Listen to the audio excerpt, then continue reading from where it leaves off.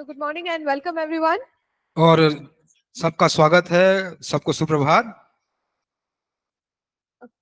Yeah. Good morning. Let's get back into our notes. तो आइए अपने जो नोट है उसमें वापस जाएं।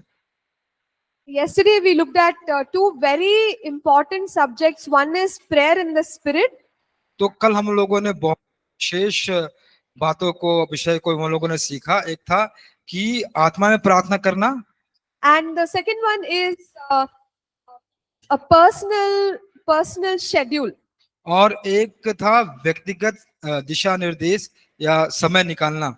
So let's move on to chapter 9. तो आइए अब हम 9वें अध्याय में जाएंगे, This is about prophetic prayer. और यह भविष्यवाणी की प्रार्थना है, भविष्यात्मक प्रार्थनाएं। We've been talking about the fact that God can reveal beforehand what is going to happen. तो हम लोगों ने ये भी देखा था कि परमेश्वर पहले से ही बता सकते हैं कि क्या होने वाला है, And we as people of God can hear from him. और हम जब परमेश्वर की संतान हैं हम उनसे सुन पाते हैं। So we've been saying Isaiah 46 verse 10, he knows the end from the beginning. और हम लोगों ने यशायाह के 46 के 10वें वचन से देखा कि वह आदि से लेकर अंत तक सब बातों को जानता है। Because of this, God can speak to us about certain things concerning our lives or other people's lives beforehand. तो इस कारण से परमेश्वर हमारे जीवन के बारे में बात कर सकता है या फिर किसी और के जीवन के बारे में बात कर सकता है। And when God speaks to us, it doesn't mean that those things are only, things that are going to happen. तो जब परमेश्वर हमसे बात करते हैं तो इसका मतलब यही नहीं कि सिर्फ वही बातें होने वाली है, But He also gives us an opportunity to pray so that we can change those things from happening or So- stop those things from happening. तो हमें वह परमेश्वर ये भी मौका देते हैं कि उन बातों को हम बदल सकते हैं या फिर उनको होने से हम रोक भी सकते हैं। So Amos the prophet, और आमोस जो भविष्यवक्ता था, God spoke to him. परमेश्वर ने उनसे बात की। He spoke to him about his people. वह उनके लोगों के बारे में बात किया। In Amos chapter 7, आमोस के 7वें अध्याय में we see that God gives him a vision. तो हम देखते हैं कि परमेश्वर ने आमोस को एक दर्शन दिया। One vision is about the plague of locusts that destroys the field. और जो खेत को जो टिड्डियों का जो रोग है जो पूरे खेत को बर्बाद कर देता है उसके बारे में था। And the second one is about fire which destroys the field. और दूसरा जो दर्शन था वो एक आग के बारे में था जो खेत को बर्बाद कर देता है। Now when we receive a dream like this, what are we supposed to do with it? तो जिस प्रकार के अगर इस प्रकार के स्वप्न हमें आते हैं तो हम इसको लेके क्या करें? See, in the situation of Amos, the people were sinning and they were neglecting God. और आमोस के क्षेत्र में क्या हुआ था, जो लोग थे वो परमेश्वर को नकार रहे थे और वे पाप में थे। And he got these dreams और or फिर- visions. और ये सारे दर्शन या स्वप्न उन्हें मिला। So what does it mean? तो इसका मतलब क्या है And what should Amos do with it? और फिर आमोस इसको लेके क्या कर सकता था? Prayer, intercession. प्रार्थना, मध्यस्थता। But God is showing that he is going to destroy लेकिन परमेश्वर दिखा रहे हैं उसको कि वह उनको वो नाश करने वाला है twice. 2 bar. So then what should Amos do? तो फिर आमोस क्या करे इसको लेके? Intercession, tell the people. मध्यस्थता की प्रार्थना, लोगों को बताना Share the gospel. और सुसमाचार का प्रचार करना। All right. So in general, what happens is that God shows us these warnings so that we can actually pray and stop them. और परमेश्वर ये सारी चेतावनी को दे रहा है कि वे हम प्रार्थना करें और इसको हम रोक पाएं। Okay, so that is what God intends तो to यह do when He reveals these things to और us. परमेश्वर ये सारी बातों को जब सोचते हैं, इसकी इच्छा रखते हैं, जब हमें हुआ इन सारी बातों का प्रकाशन देते हैं। So when we receive prayers of warning like this, तो जब हम इसको इस प्रकार के प्रार्थना के चेतावनियों को हमें जब मिलता है, we can say that these are prophetic warnings. तो हम ये कह सकते हैं कि ये सारे भविष्यात्मक चेतावनियां हैं, And God is revealing it to people of prayer. तो परमेश्वर जो प्रार्थना के लोग हैं उनको ये सारी बातें बताते हैं। When we look at the life of Moses, जब हम मूसा के जीवन को देखते हैं, no, Moses also, God spoke to him many things and said, these people are disobedient. I'm going to, I'm going to destroy, I'm going to judge. तो मूसा को भी परमेश्वर ने कहा था कि ये जो लोग हैं वो बड़े बहुत पापी है, दुष्ट है, और मैं इनको नाश करने पर हूँ, इनको मैं विनाश करने पे हूँ। So what did Moses do? तो फिर मूसा ने क्या किया? Did he say, okay, God, destroy the people? और क्या उसने कहा कि ठीक है परमेश्वर, लोगों को आप नाश कर दीजिए? No, he prayed to God नहीं, उसने प्रार्थना की and he requested God that it should not happen. और उसने परमेश्वर से यह अनुरोध किया कि ये बातें नहीं होनी चाहिए। So God revealed, सो परमेश्वर ने बातों को दिखाया, God revealed judgment, warning, और परमेश्वर ने न्याय और चेतावनियों को दिखाया। but there was a man who prayed. लेकिन एक व्यक्ति था जो प्रार्थना करता था, And when the person prayed, God stopped the judgment. तो जब उस व्यक्ति ने प्रार्थना की तो परमेश्वर ने उस न्याय को रोक दिया। This tells us तो यह बताती है God speaks to his people and tells them what could happen. तो परमेश्वर अपने लोगों से बात करते हैं और कहते हैं कि क्या हो सकता है। And when we pray, we can actually even stop that from happening. और जब हम प्रार्थना करते हैं तो वास्तविकता में वो जो घटना घटने वाली होती है उसको भी हम रोक सकते हैं।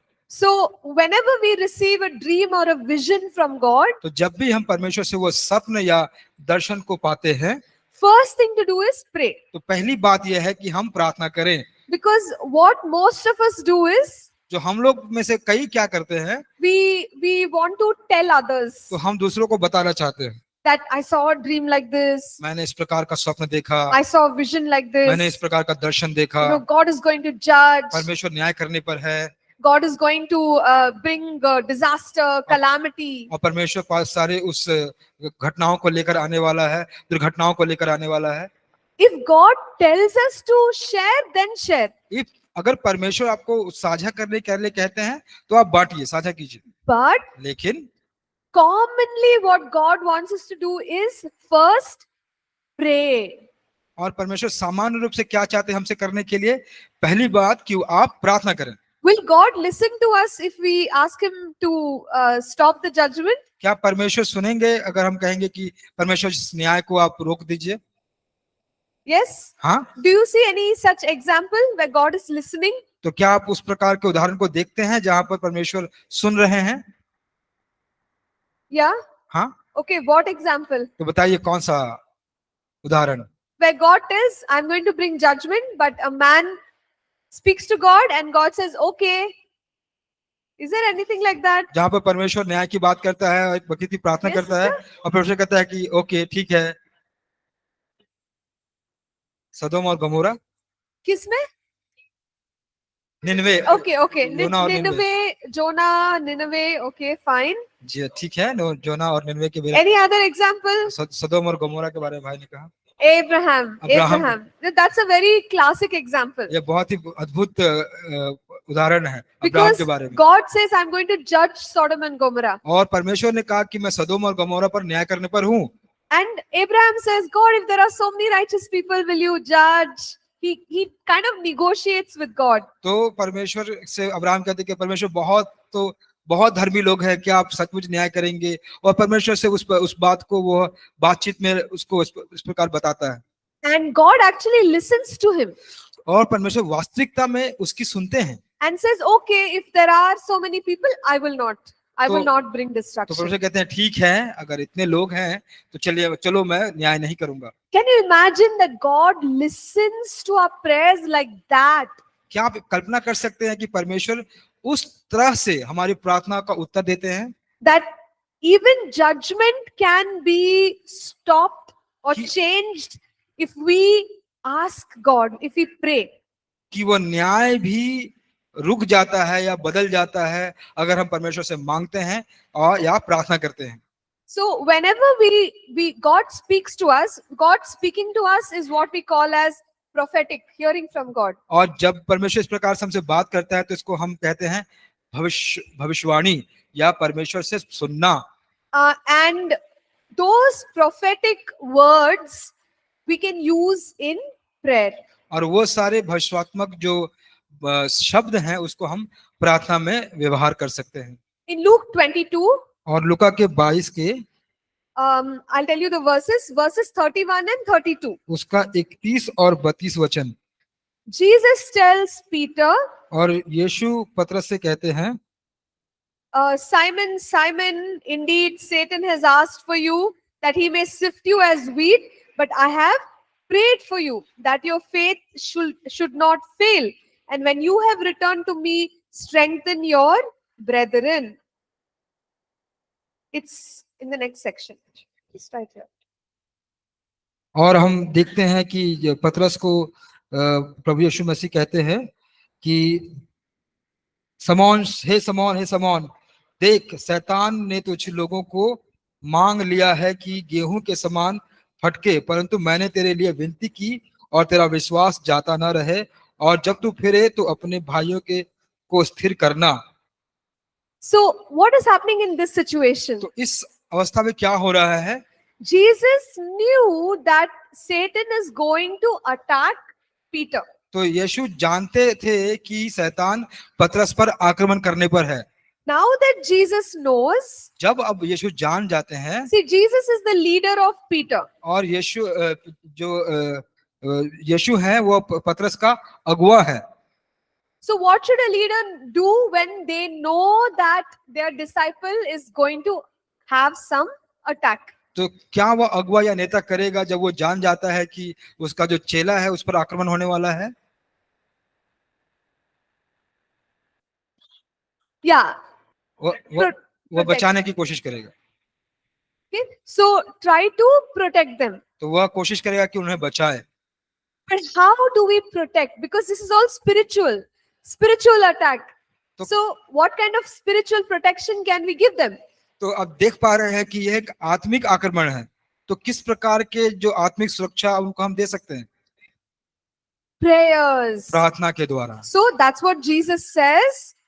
तो यही यीशु कह रहे हैं, I already know that there is an attack coming. तो मैं पहले से जानता हूँ, यीशु कहते हैं कि एक आक्रमण होने पर है, But I have prayed for you. लेकिन मैंने तुम्हारे लिए प्रार्थना किया है। So when Jesus as a leader has prayed for Peter, that means he is going to be protected in that situation of the attack. और जब यीशु एक अगुवे के रूप में, नेता के रूप में उसने पतरस के लिए प्रार्थना कर दिया, इसका मतलब होता है कि उसने उसको उस आक्रमण से बचा लिया। So God can reveal beforehand. तो परमेश्वर आपको पहले से ही बता सकते हैं। Sometimes God can tell us about the plots, the plans of Satan, his demons.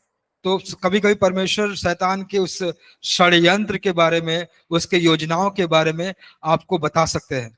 And one of the main responsibilities of leadership is, yes, we do other things, but pray for the people.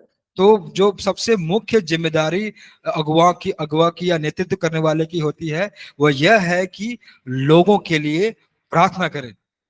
In fact, there is a verse. It is in Hosea chapter 12, verse 13.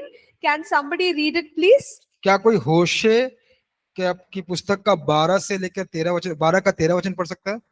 होशे 12 का 13।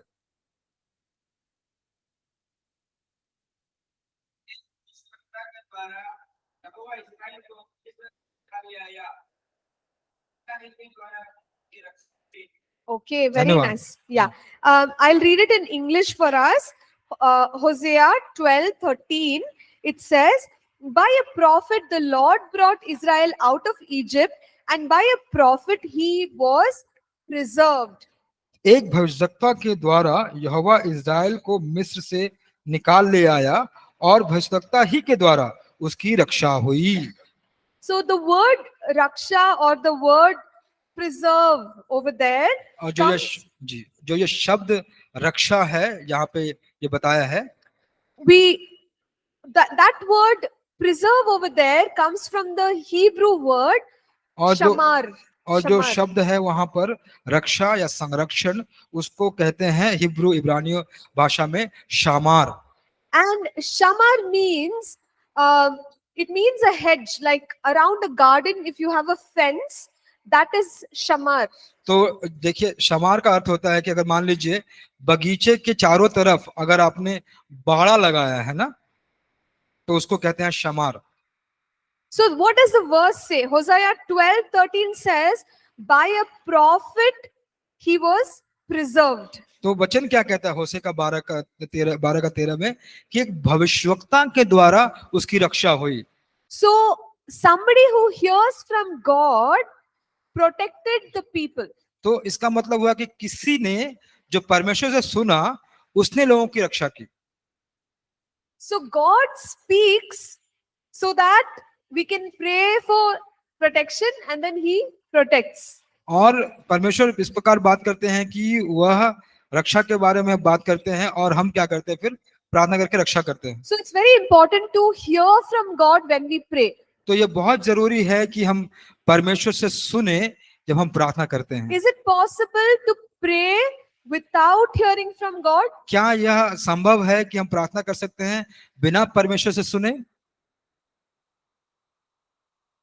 Okay, some are saying yes, some are saying no. कुछ कहते हैं हाँ, कुछ कहते हैं नहीं। Sometimes it happens. Okay, so we pray but we don't hear from God. तो कभी कभी क्या होता है, ऐसा कह रहे भाई कि हम प्रार्थना तो करते हैं लेकिन परमेश्वर से नहीं सुनते हैं। What does praying without hearing from God look like? तो जब प्रार्थना परमेश्वर से बिना सुने कैसा दिख पड़ता है, कैसा जान पड़ता है? It looks like we are praying whatever we want. तो इसका मतलब होता है कि हम प्रे कर रहे हैं, प्रार्थना कर रहे हैं जो भी हम चाहते हैं। There is nothing wrong with that. इसमें कोई गलती नहीं है। And especially if we know the word of God, we want what is in the word of God. तो अगर हम परमेश्वर के वचन को देखते हैं तो उस प्रकार हम उसको जान पाते हैं। We are using the word of God to pray. हम परमेश्वर के वचन को इस्तेमाल करते हैं प्रार्थना करने के लिए। But it may not necessarily be prophetic. तो हो सकता है कि यह भविष्यवाणी वाली बात ना हो। It is not prophetic. यह भविष्यवाणी वाली बात नहीं है। Because we are just using whatever we know. तो हम लोग उसी का इस्तेमाल कर रहे हैं जो हम जानते हैं।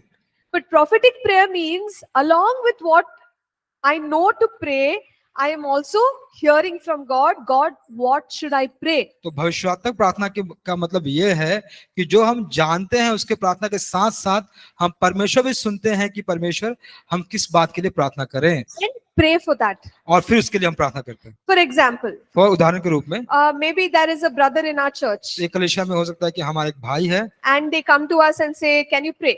और वो हमारे पास आते कहते हैं कि मेरे लिए प्रार्थना करो। When we are praying for them, जब हम उनके लिए प्रार्थना करते हैं God reveals to us, परमेश्वर हमको यह दिखाते हैं I'm going to use this person in the area of business. तो मैं इस व्यक्ति को इस्तेमाल करने वाला हूँ व्यवसाय के क्षेत्र में। So I will pray prophetic prayer. तो फिर मैं भविष्यात्मक प्रार्थना करूंगा। What will I will pray aligned to what God is showing me. तो मैं उस बातों को ले जोड़ के प्रार्थना करूंगा जो परमेश्वर मुझे दिखा रहे हैं। So I'll pray, God, give him the wisdom, give him the favor. तो मैं कहूंगा परमेश्वर आप उसको अपना हाथ उस पर रख, उसको बुद्धि दे। God, open doors for him. उसके लिए दरवाजों को खोल।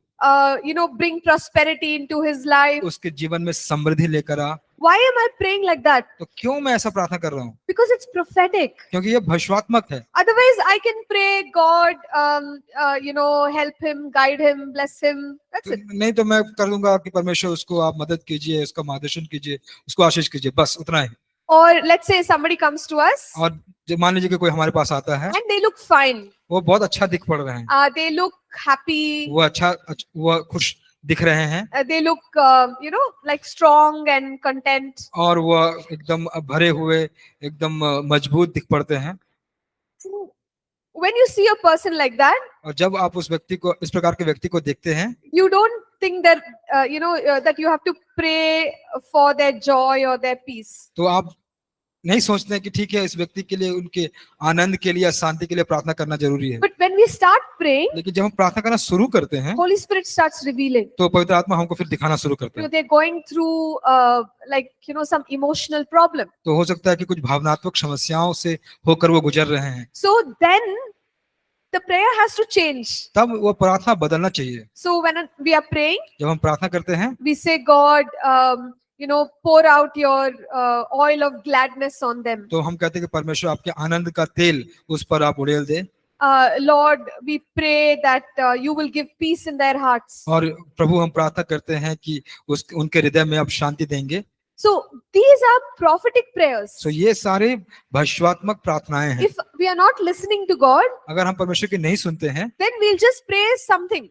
तो हम कुछ भी प्रार्थना कर देंगे, But that's not effective. लेकिन वह प्रभावशाली नहीं होता। Are you all understanding what I'm trying to say? क्या आप समझ रहे हैं मैं क्या बताना चाह रही हूँ? Yeah. So hear from God. इसलिए परमेश्वर से सुने, And then the prayer can be in tune with that. और तब जाके परमेश्वर उसका जो प्रार्थना होगा उसका भाग बन जाएगा। See, we saw in Hosea 12:13, देखिए होशे के 12 के 13 में हम लोगों ने देखा God preserved Israel through a prophet तो परमेश्वर ने इज़राइल को एक वक्ता के द्वारा बचाया, because he was hearing from God क्योंकि वह परमेश्वर से सुन रहा था and he was praying aligned to that. और वह उससे होकर उस बात को लेकर प्रार्थना कर रहा था। So when we want to preserve our lives, protect the people we love, we should be hearing from God. तो अगर हम चाहते हैं कि अपने जीवन की हम रक्षा करें और हमारे जितने भी लोग हैं उनके जीवन की रक्षा करें, तो हमको अवश्य है कि हम परमेश्वर की सुने।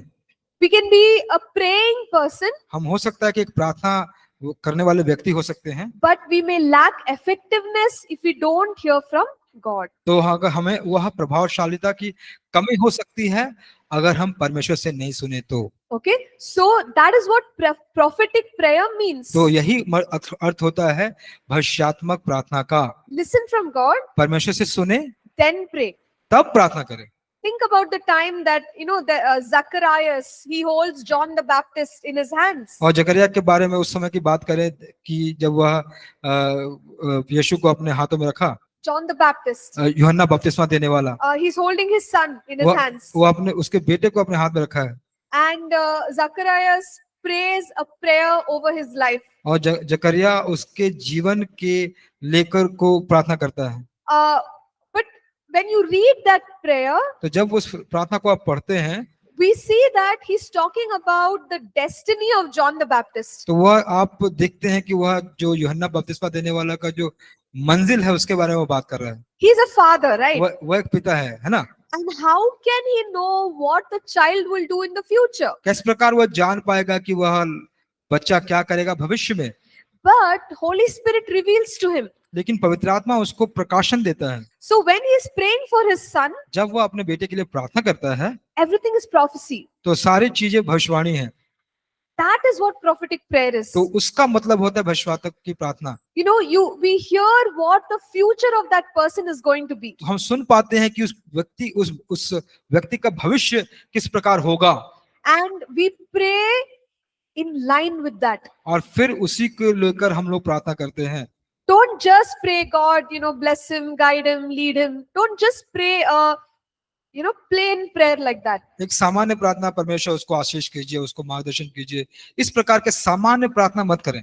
But say, God, speak to me कहें कि परमेश्वर मुझसे बातें करें and tell me what I should pray for. और मुझे सिखाइए, बताइए कि मुझको किस बात को लेकर प्रार्थना करनी चाहिए। And God will show, okay, pray for this, pray for that. तो परमेश्वर आपको दिखाएंगे, ठीक है, इसके लिए प्रार्थना कीजिए, इसके लिए प्रार्थना कीजिए, And hear from God and pray. और परमेश्वर के से सुन के प्रार्थना कीजिए। And God also can give us a prophetic word to do powerful things in nations. और परमेश्वर हमको राष्ट्र में सामर्थ्य भरे काम करने के वचन भी दे सकते हैं। To Jeremiah, यिर्मयाह को God gave him words परमेश्वर ने उनको वचन दिया that could change the spiritual destiny of nations. वह उस राष्ट्र के आत्मिक मंजिल को वह बदल सकता था। Okay, just those prophetic words, बस सिर्फ उस भविष्यवात्मक वचन को लेकर, just those prophetic prayers. उस भविष्यवाणी की प्रार्थना को लेकर। Okay, so today when God gives us a word for our nation, तो जब हमको राष्ट्र के लिए परमेश्वर कुछ वचन देते हैं, so prayerfully declare it. तो आप प्रार्थना पूर्वक उसकी घोषणा करें। When we make declarations, जब हम घोषणाएं करते हैं, even then something supernatural is taking place. तब भी कुछ अलौकिक बातें घट रही होती हैं। I want to request somebody to read from Jeremiah chapter 1, मैं अनुरोध करता हूं कोई यिर्मयाह का पहला अध्याय verses 9 and 10. उसका 9 और 10 वचन पढ़ें। It's not in your notes. ये आपके नोट्स में नहीं है, लेकिन verse नहीं है. Only the हाँ reference is there. रेफरेंस है। हाँ. हाँ, यिर्मयाह का पहला अध्याय 9 और 10 वचन Yeah. You can read it from the Bible. पढ़िए पढ़िए। Mike माइक है क्या? माइक है brother? क्या? तब यहोवा ने हाथ बढ़ाकर मेरे मुख को छुआ और यहोवा ने मुझसे कहा, देख मैंने अपने वचन तेरे मुख में डाल दिए हैं। मैंने आज के दिन तुझे जातियों और राज्यों पर अधिकार ठहराया है। उन्हें गिराने और ढा देने के लिए, नष्ट करने और काट डालने के लिए, या उन्हें बनाने और रोकने के लिए। Okay, very good. So what does God say? He says, I've given you my word. बहुत अच्छे। तो परमेश्वर क्या कह रहे हैं कि परमेश्वर कहते हैं कि मैंने तुम्हें वचन दिया है। I put my word in your mouth. मैंने अपने वचन शब्द को तेरे मुंह में रख दिया है। Brother, can you please read one more time? क्या आप एक बार और पढ़ सकते हैं भाई? Everybody please listen. सब लोग ध्यान से सुने। What can be done with the word? वो वचन के द्वारा क्या किया जा सकता है The word which is put in our mouth. जो हमारे मुंह में रखा गया है। Yes, brother. तब यहोवा ने हाथ बढ़ाकर मेरे मुंह को छुआ और यहोवा ने मुझसे कहा, देख मैंने अपने वचन तेरे मुंह में डाल दिए हैं। सुन, मैंने आज के दिन तुझे जातियों और राज्यों पर अधिकार ठहराया है। उन्हें गिराने और ढा देने के लिए, नष्ट करने और काट डालने के लिए, या उन्हें बनाने और रोपने के लिए। Very good. धन्यवाद। So, do you see there? God is saying, you're going to do mighty things in the nations. तो आप देख रहे हैं यहाँ पे कि किस प्रकार परमेश्वर कह रहे हैं कि तुम एक सामर्थ भरे कार्य करोगे अपने राज्य में, अपने राष्ट्र में। You will tear down, you will build up. और तुम ढाहोगे, तुम बनाओगे। Okay? So you're going to do all these things. तो आप सब बातें करेंगे आप। And to do such things, और इन सब बातों को करने के लिए what are you going to use? आप किसका उपयोग करेंगे? Word. वचन का उपयोग करेंगे। My word in your mouth. मेरा वचन तुम्हारे मुंह में। So that is a word of declaration. तो वह वचन है, वह घोषणा का वचन। We say declare and decree. हम कहते हैं कि उसको घोषणा कर और उसको घोषित कर। Because it carries authority. वह एक अधिकार को लेके चलता है। See, today we see all this flyover construction and all going on. आज हम देखते हैं कि जो पुल बनते हैं ऊपर के, वो सारे बनाए जाते हैं। And people are, digging and putting pillars. लोग खोदते हैं, फिर बड़े बड़े खंभे बनाते हैं।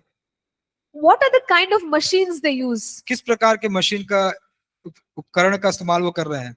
Big machines, right? बड़े बड़े उपकरण। Sometimes they bring like a bulldozer. कभी कभी वो लोग बुलडोजर लेकर आते हैं। They bring a crane. वो किरान लेकर आते हैं। And these big machines are tearing down, building up. तो बड़े बड़े मशीन वो काटते हैं, ढाते हैं, बनाते हैं। God is telling Jeremiah, तो यिर्मयाह परमेश्वर को कह रहा है, you can tear down, build up in nations. तो परमेश्वर यिर्मयाह को कह रहा है कि तुम ढाओगे, तुम बनाओगे राष्ट्रों को। You don't need cranes and bulldozers. तो आपको उस समय बुलडोजर और क्रेन की जरूरत नहीं पड़ेगी। I'll give you my word in your mouth. तो मैं Amen? अपना वचन तुम्हारे मुंह में दूंगा। आमीन। Can you imagine? क्या आप इसकी कल्पना कर सकते हैं? God's word in my mouth. परमेश्वर का वचन मेरे मुंह में। And when I speak that word of authority, और जब उस वचन अधिकार के वचन को हम बोलते हैं when I pray that word of authority, और जब हम उस अधिकार की प्रार्थना को करते हैं when we decree that word of authority, और जब उस अधिकार के बातों को हम बाहर निकालते हैं, उसको घोषणा करते हैं, spiritually you can see all the bulldozing, the construction happening. आप आत्मिक रूप से देखते हैं कि वो सारे बुलडोजिंग के काम वो सब हो रहे हैं। That's the prophetic word. तो वह एक भविष्यवाणी Amen. का वचन है। So don't take it lightly. तो उसको आप उसको हल्के में मत लीजिए। If God puts a word in your heart, जब परमेश्वर आपको वचन देता है आपके हृदय में, God puts a word in your mouth, जब परमेश्वर आपको वो मुंह में वो वचन देते हैं, start with praying that word. तो आप उस शब्द को लेकर, वचन को लेकर प्रार्थना करना शुरू कीजिए। Okay, and then God will guide you. फिर परमेश्वर आपका मार्गदर्शन करेंगे And powerful things will happen in the spiritual realm. और फिर आत्मिक दुनिया में समर्थ भरे काम होते रहेंगे। That is a little bit about prophetic prayer. और भविष्यात्मक प्रार्थना के बारे में थोड़ी सी बात हम बताएं। Do you have any questions about it? क्या कोई प्रश्न है आपको इसको लेकर?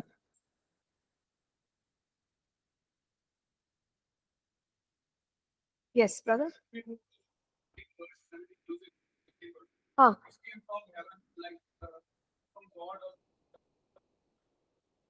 Okay, it come. एक बार फिर से बोल Can you दीजिए। please? मैम, जब हम किसी के लिए अगर भविष्यवाणी करते हैं या फिर कुछ ऐसा बोलते हैं तो वो मतलब पिता की ओर से होता है या पवित्र आत्मा की ओर से पूरा होता है? So we usually see that Holy Spirit is the one who inspires us.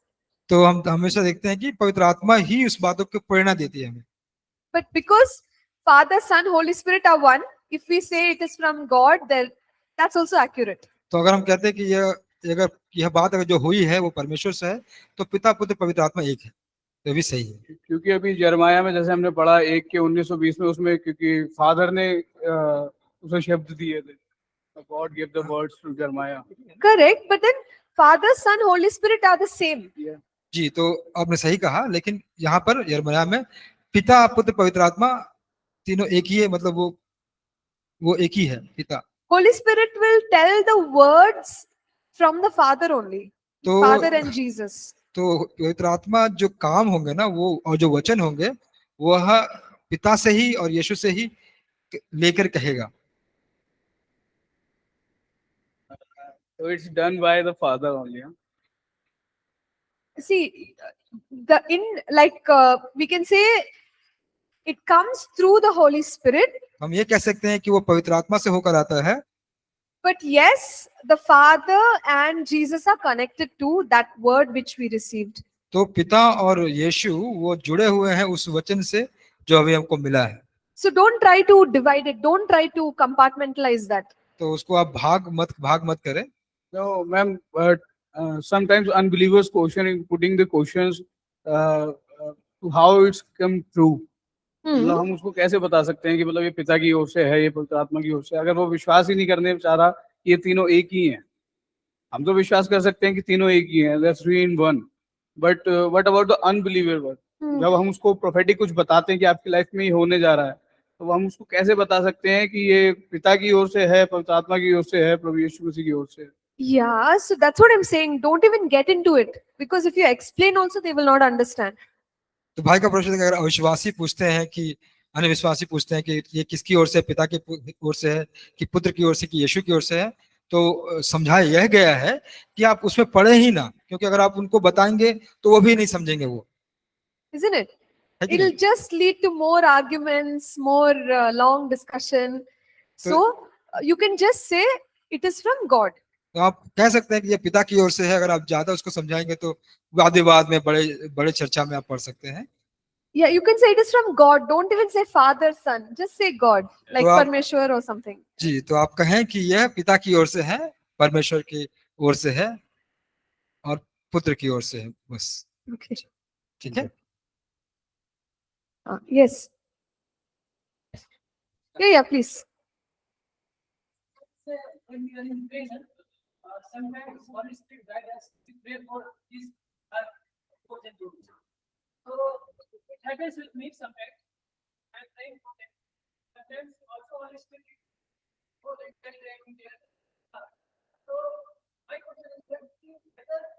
did I check and confirm that it is from Holy Spirit or it is my God? Sometimes it happens.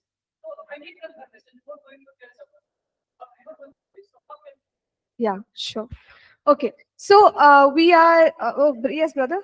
जी, भाई का प्रश्न है कि कभी-कभी उनको ऐसा प्रतीत होता है कि उसके लिए प्रार्थना कर, उसके लिए ना विनती कर, मध्यस्थता कर।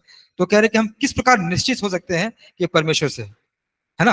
तो ये प्रश्न है भाई का कि उनको निश्चय जानना है कि किस प्रकार ये परमेश्वर से है, इस बात को समझना है।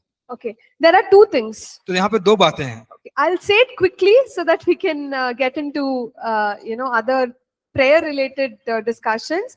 मैं जल्दी से कहूंगी दूसरे प्रार्थना के रिलेटेड विषय के लिए। See 1 John 5:7. पहला यूहन्ना 5:7 It says that the spirit and the word agree.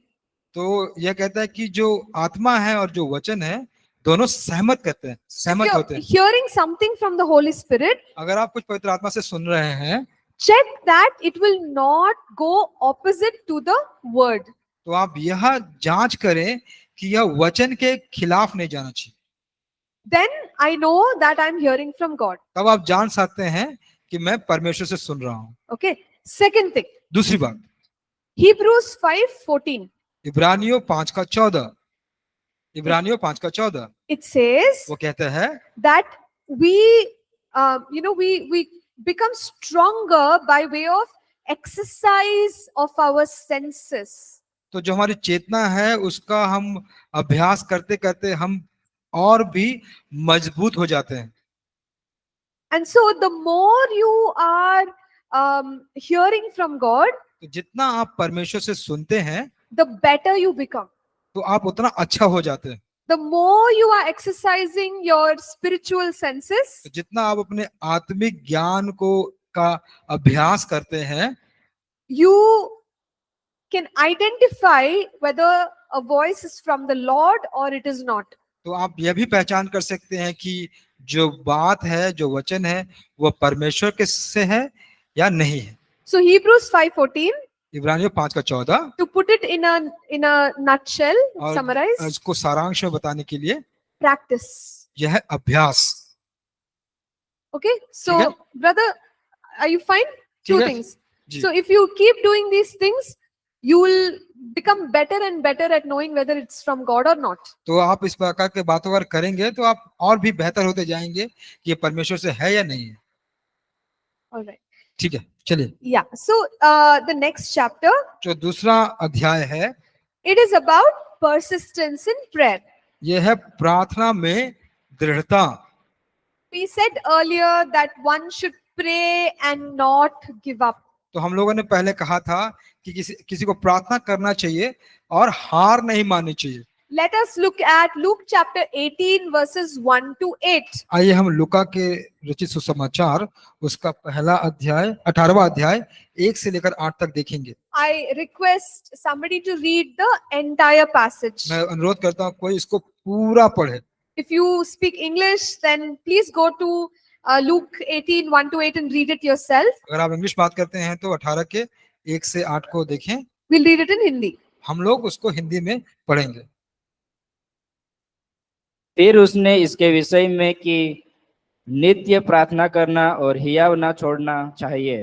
इनसे यह दृष्टांत कहा, किसी नगर में एक न्यायी रहता था जो न परमेश्वर से डरता था और न किसी मनुष्य की परवाह करता था। उसी नगर में एक विधवा भी रहती थी जो उसके पास आकर कहा करती थी, मेरा न्याय चुकाकर मुझे मधुवई से बचा। कुछ समय तक तो वह ना माना, परंतु अंत में मन में विचार कर कहा, यद्यपि मैं न परमेश्वर से डरता और न मनुष्य की कुछ परवाह करता हूँ, तो भी यह विधवा मुझे सताती रहती है, इसलिए मैं उसका न्याय चुकाऊंगा। कहीं ऐसा न हो कि घड़ी घड़ी आकर अंत को मेरी नाक में दम करे। प्रभु ने कहा, सुनो, यह अधर्मी न्यायी क्या कहता है। इसलिए क्या परमेश्वर अपने चुने हुओं का न्याय ना चुकाएगा जो रात दिन उसकी दुहाई देते रहते हैं? क्या वह उनके विषय में देर करेगा? मैं तुमसे कहता हूँ, वह तुरंत उनका न्याय चुकाएगा। तो भी मनुष्य का पुत्र जब आएगा तो क्या वह पृथ्वी पर विश्वास पाएगा? Okay. ठीक है, धन्यवाद। So, let's observe what we see in this parable.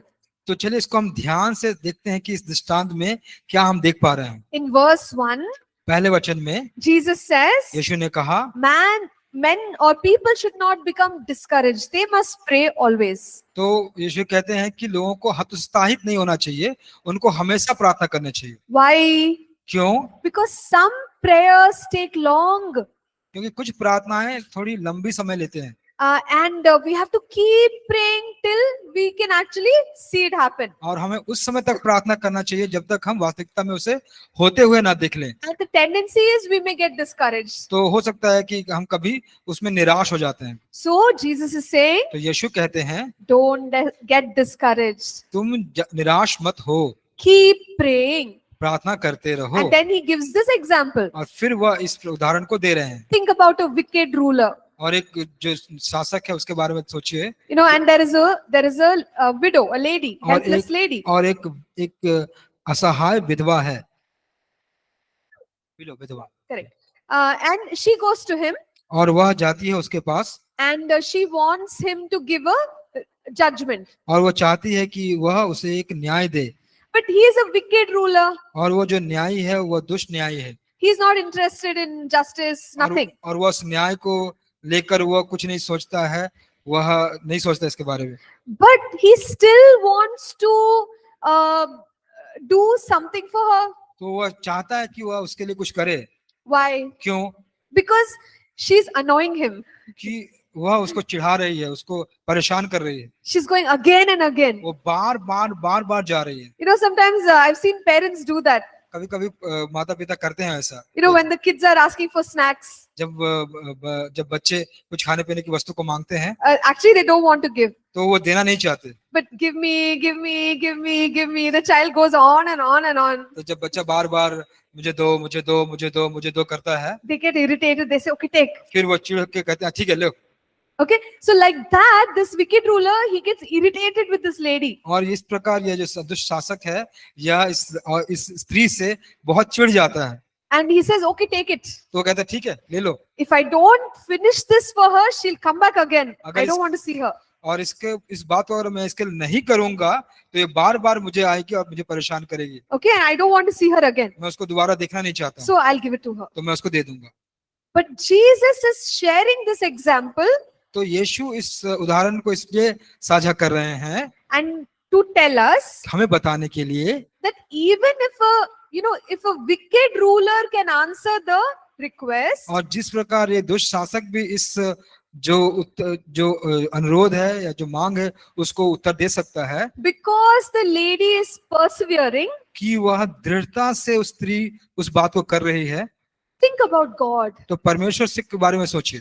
And he says, if he can grant the request, will God not grant the request? तो कहते हैं कि जब वह शासक उस बात को पूरा कर सकता है, उसको मांग को पूरा कर सकता है, तो क्या परमेश्वर नहीं करेगा? But there are contrasts between the wicked ruler and the father. और जो पिता और जो शासक है उसके बीच में कुछ बातें हैं। What is the contrast? वह जो अलगाव है, वो भिन्नता है, वो क्या है? The father is righteous and just. तो जो पिता है वो धर्मी है और सच्चा है, He is loving and gracious. और वह अनुग्रहकारी है, प्रेमी है। So he is not a wicked ruler. वह एक दुष्ट शासक नहीं है। And the lady had to ask so many times to get what she wanted. और उस स्त्री को बार बार पूछना पड़ा जो उसको चाहिए मिलने के लिए। Do you think we have to ask the father so many times? क्या आप सोचते हैं कि पिता से भी इतने बार हमको पूछना पड़ेगा? What do you think? आप क्या सोचते हैं?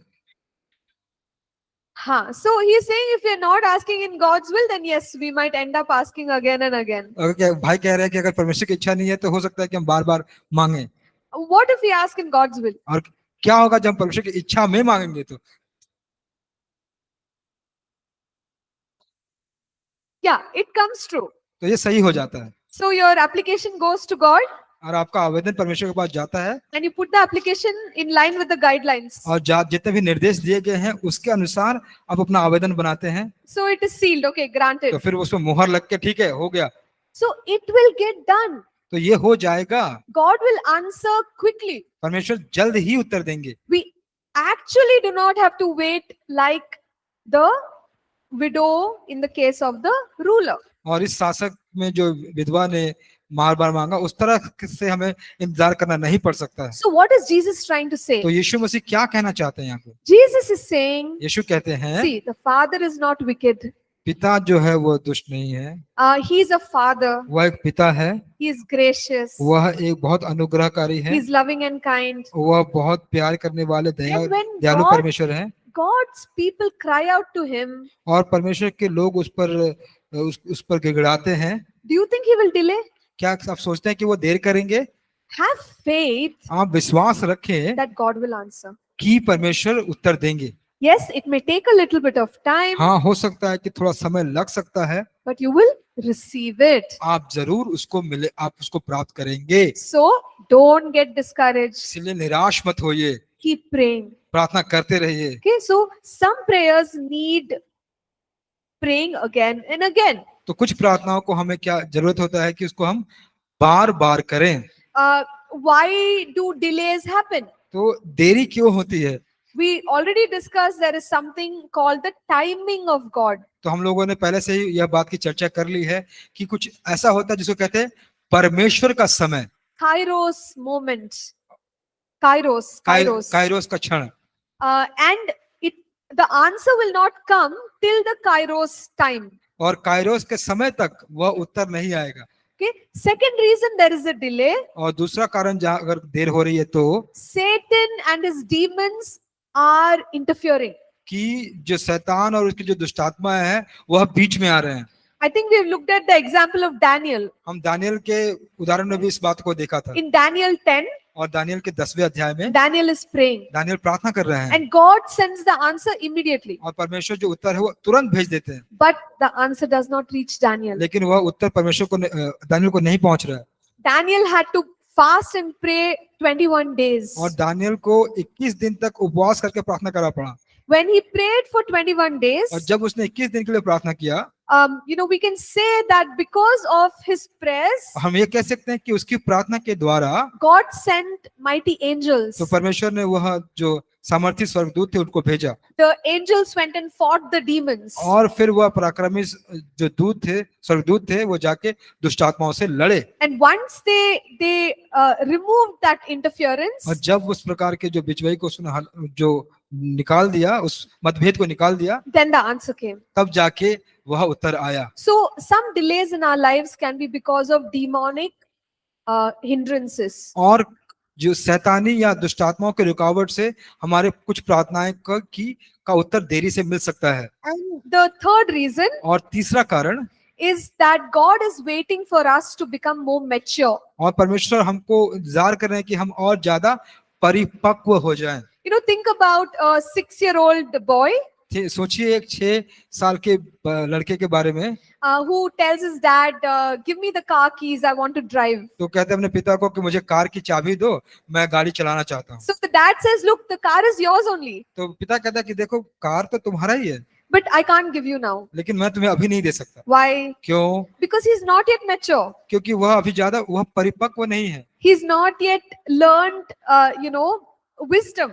वह परिपक्व बड़ा नहीं हुआ, अभी वह उस बुद्धि को नहीं सीखा है। And, the government says, hopefully by the time you're 16 or whatever, 18, you are mature enough to drive. तो सरकार कहती है कि ठीक है, आशा करते हैं 16 साल या 18 साल तक आप उतने बड़े या परिपक्व हो जाएंगे कि आप गाड़ी चला सकते हैं। So there is a waiting period. तो यहाँ पे एक इंतजार की घड़ी होती है। So even in our lives, तो हमारे जीवनों में भी God's promise is there. परमेश्वर की जो प्रतिज्ञाएं हैं, God is waiting for us और परमेश्वर हमारे लिए इंतजार कर रहा to है become more obedient कि हम और आज्ञाकारी बन जाएं, in all areas, हर एक क्षेत्रों में mature. हम बड़े परिपक्व हो जाएं, Then the answer will come. तब जाके उत्तर आती है। So these are the 3 primary reasons why there can be delays. तो ये 3 प्राथमिक कारण हैं जहां पर कुछ समय के लिए हमको इंतजार करना पड़ सकता है। Okay? But don't give up. लेकिन आप हार मत मानिए, Keep praying. प्रार्थना करते रहिए, निरंतर प्रार्थना कीजिए। We said about Elijah. हमने एलिया के बारे में देखा, He prayed 7 times. उसने 7 बार प्रार्थना की, He didn't get discouraged. वह निराश नहीं हुआ। and he saw the results. और उसने उस परिणाम को देखा। See, Daniel did not get the answer. देखिए दानियल को भी वह उत्तर नहीं मिला, He prayed 21 days वह 21 दिन प्रार्थना किया, and he got the results. फिर उसको परिणाम मिला। Okay, so keep praying, don't stop. इसीलिए प्रार्थना करते रहिए, रुकिए नहीं। Any questions about continuing in prayer or persistence in prayer? कोई प्रश्न है आपके पास दृढ़ता से प्रार्थना करने के लिए, बिना रुके प्रार्थना करने के लिए कुछ प्रश्न है? हाँ. Okay, Kairos. See, Kairos means God's time, God's appointed time. Kairos. KAIROS, काइरोस का मतलब होता है परमेश्वर का दृढ़ निश्चित समय, दृढ़ किया हुआ समय, निश्चित किया हुआ समय।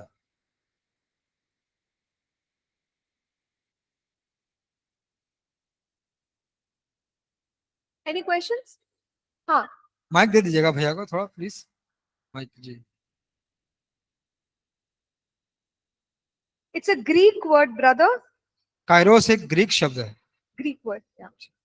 मैम मेरा क्वेश्चन ये है कि हम अपने जीवन में कोई पाप किया है तो वो लोग बोलते हैं कि इसी जीवन में उसका भुगतान करना पड़ता है। जैसे कि मेरे वजह से किसी ने विश्वास में जो एक विश्वास है तो मेरी वजह से उसने अपना जीवन खराब कर दिया, वो पाप में चला गया वापस, तो उसका भुगतान मेरे को इसी जीवन में करना पड़ेगा क्या है? ये सवाल है। तो लोग ऐसी सोच रखते हैं मन में, मेरे मन में भी ऐसी सोच आ गई।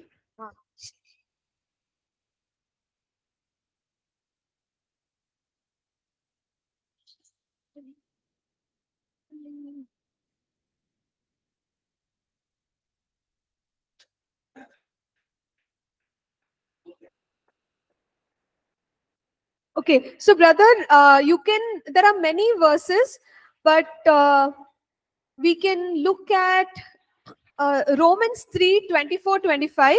देखिए भाई बहुत सारे वचन हैं, लेकिन आप विशेष रूप से रोमियो के 3 के 24 और 25 वचन को आप देख सकते हैं। So basically it says that God sent Jesus as our sacrifice. तो इसका मूल रूप से मतलब ये होता है कि परमेश्वर ने यीशु को एक हमारे लिए एक बलिदान करके भेजा है।